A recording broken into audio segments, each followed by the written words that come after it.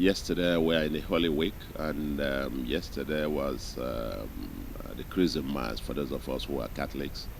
And so we had the Mass finished, and we had earlier scheduled town hall interactive session with the youths of Isuofia, which happens to be my own community. And we assembled there, and the hall was filled to capacity. Over 1,000 youths were there, enthusiastic for that, preparing for that interactive session. And by the way, I want to correct the wrong impression in the media that it was a political rally. It was not a political rally.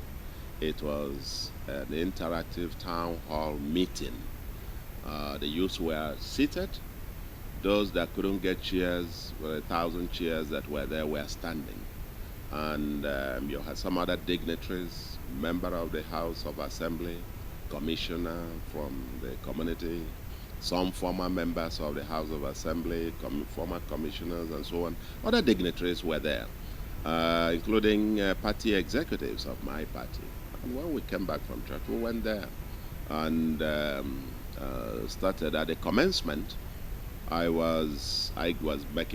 made my opening remarks, which was to signal the beginning of the interactive session. At the end of which there were then supposed to be comments, questions, responses, and input from the others, because, like I said, it was supposed to be an interactive session. And just as I was about ending my remarks, I was just saying, finally, and then trying to recap where we were. Then we started hearing gunshots from outside. Initially, actually, I thought that it was maybe the policemen there were excited about, flowing with the excitement of the crowd inside the hall. It was in an enclosure in the civic center that is fenced around, and we're in a hall, mighty hall, inside in the enclosure. So, and this is a community where I feel 100% safe and secure. It's my hometown, where I take a walk, long walks. I walk kilometers. Even the day that I indicated to them that there was a possibility of my contesting for governorship, when I finished, came back with the youths, running for almost 2 kilometers. Them running with me in songs and so on up to my house here. This is how I feel. I come here, I walk the street, I feel perfectly free. So this is the last place anybody ever felt any sense of any threat whatsoever. And so when the gunshots were flying, I thought they were just, shooting in the air. Until it persisted for a while, and they were, screaming and so on. And so everybody started scampering for safety. And of course, we all scampered around, running helter-skelter. Thank God. I mean, of course, people were running on top of each other. You can imagine where you have over 1,000 youths trying to exit from few doors available. And by the time it was all over, we kept hearing the persistent shots going on. It was like gun battle that went on until finally, when it all died down, when we all started coming out from various places where we all scampered for safety, then we saw 3 dead bodies. Very awful sight. 3 policemen dead. May their souls rest in peace. Very painful sight, I must say. Very traumatizing sight to see them. One of them, a policeman from Ekulabia police station, who has been with us on and off for some years now. Morotala has become like a part of the family. Then the other one of the policemen just sent. And then one of the policemen that accompanied the commissioner, the serving commissioner, to the event, were lying in the pool of their blood. And by the time we rushed home here, that was when we then, asking about everybody. You don't know where everybody ran. Then to realize that they abducted the commissioner and went away with him. So our prayers, deep prayers, ask for the peaceful repose of those souls, the bodies. Our prayers with the families. um, great tragedy, I must say, are totally unforeseen and totally senseless, I must say.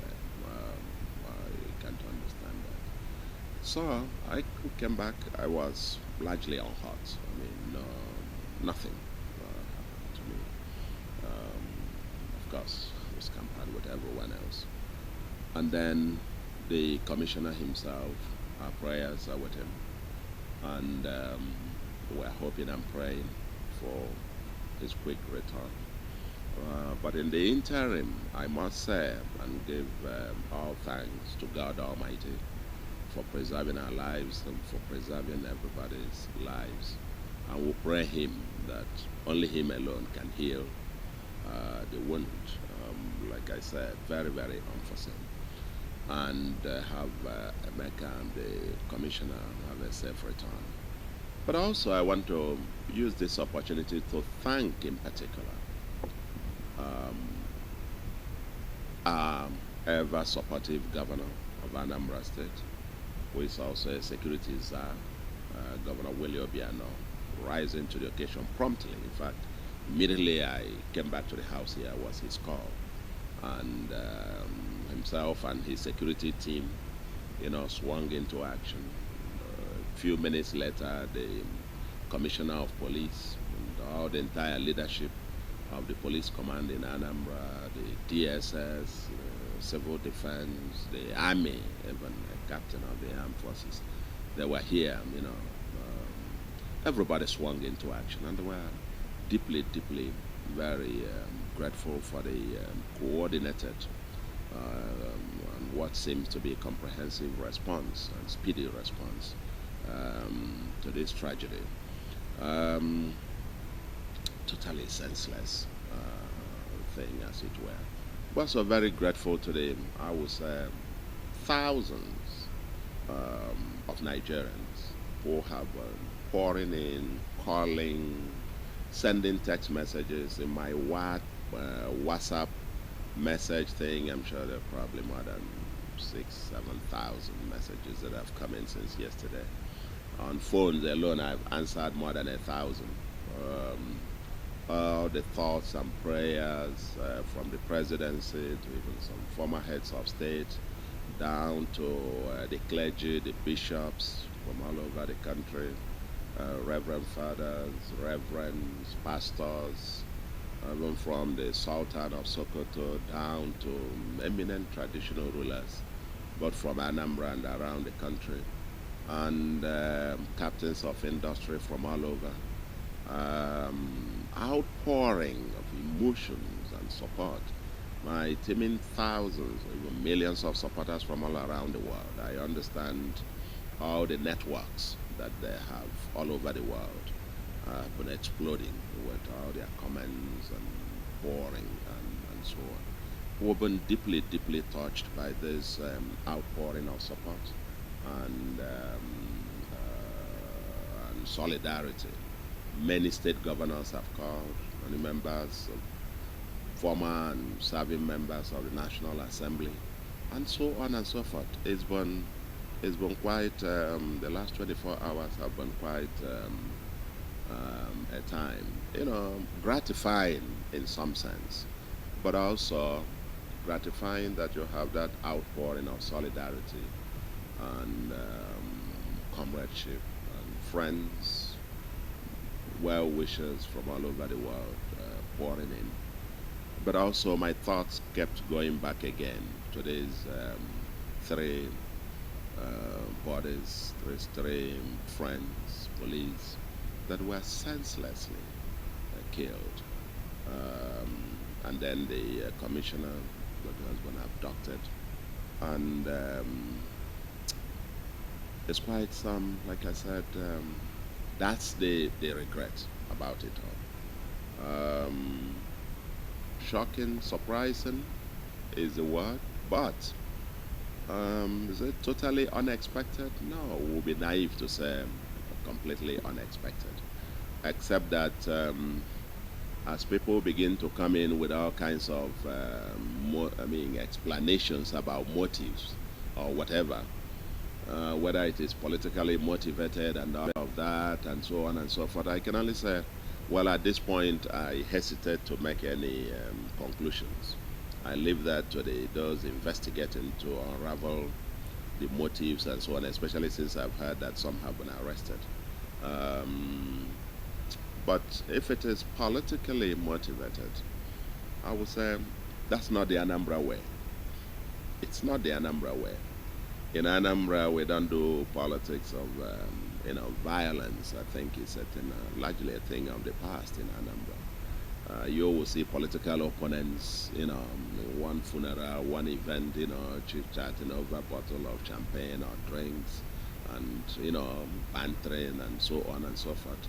And I must also say, even as this thing has happened, I have received calls from even some supposed political opponents, from within APGA and from even some of the other political parties, because first and foremost we are supposed to be friends. I mean, so I would least expect that anybody, anyone, for what? Power and politics. It's not worth even the blood of a chicken, let alone the blood of a human being. What for? Except you are not, your motive is not to serve. If your motive is to serve, what for? Why should somebody be desperate in any form? So there have been all kinds of theses. My supporters would think, because that the way it's looking is as if the race hasn't started. It hasn't started, but some believe that it is largely over, and so on. And that Soludo is the one that you must get out of the way if the others must have a chance of whatever. And that's not our making. It's because of the overwhelming demand of the Anambra. It's not me. So it's got nothing to do with me, and I'm not coming there for anything else. Myself, I'm not in any way desperate. God has been merciful to me and blessed me abundantly. I only want to deploy His God-given talents and blessings to serve my own people. That's all what it is. It's about service, and there shouldn't be any iota of desperation in it. For the people who perpetrated this, in my view, I can only say this is the Holy Week, and today is Monday, Thursday. Tomorrow is Good Friday, when our Lord Jesus will commemorate as Christians, those of us who are Christians, commemorate the crucifixion of our Lord Jesus Christ, His death, and by Easter we'll celebrate His resurrection. And it's a redemption time, finally. By that tomorrow, we'll commemorate His famous prayer on the cross. When He was being nailed on the cross, He had a prayer: Lord, forgive them, for they know not what they are doing. And it is the same prayer that I extend to those who perpetrated this. Lord, forgive them, for indeed they know not what they are doing, or what they did. Because I cannot fathom for the nothing in me to think a human being that recognizes that there is a supreme being called God, who is the creator, who is the arbiter, the I am that I am, the Alpha and the Omega, would sit down to contemplate taking another person's life. I couldn't, for the world of me, imagine that. And so I only ask God, forgive them, for they know not what they have done. While also getting down to those who are getting down to justice be done. And for the families, our thoughts remain with them. We do whatever we can to help to console and comfort them. But my thoughts keep going to them. And I say to these people who are doing this, causing this mayhem, come, let's join hands together to build the Nigeria that you wish we could have. That's what this thing is all about. We must build, not destroy. And it's only when we come together and believe in a common purpose. And that is why some of us are volunteering. I'm volunteering to say, I've served the world, I've served Nigeria, and I want to serve my own people. And I'm saying to people, and it's not me, it's not I, it is we. Let us come together. Whether you are in the bush, whether you are carrying arms, whether you are protesting, whether you want something better, come, let us dialogue and think through a plan. And you have a role to play in that plan. And together we can build that new society, not only for ourselves, but for our children, grandchildren, and great-grandchildren. That is my message to them, and it's a message I give to them from the bottom of my heart. This is, like I said, Mountain Thursday. And the Mountain Thursday, and crucifixion, Good Friday tomorrow, and the resurrection. It's a resurrection prayer I pray for them, that they may receive redemption and repentance with this coming Easter, and will renew our lives afresh to rebuild a new society. That's my prayer. As they say, there is no champion without challenges. Um, if you're afraid of heat, then leave the kitchen. And if you want to make an omelette, there is some chicken to go. But it mustn't have to be bloody. The only thing I say, my only regret in all of it, like I said, political power, nothing in life, nothing. Trillions and trillions, the whole money in the world is not worth, the life of an individual. And so why regrettable about what happened, and we keep commiserating? My view is that this actually emboldens us. It emboldens us to go forth and fight a good fight, because we are fighting for the soul of the society. And if you were to chicken out, you're only saying, hey,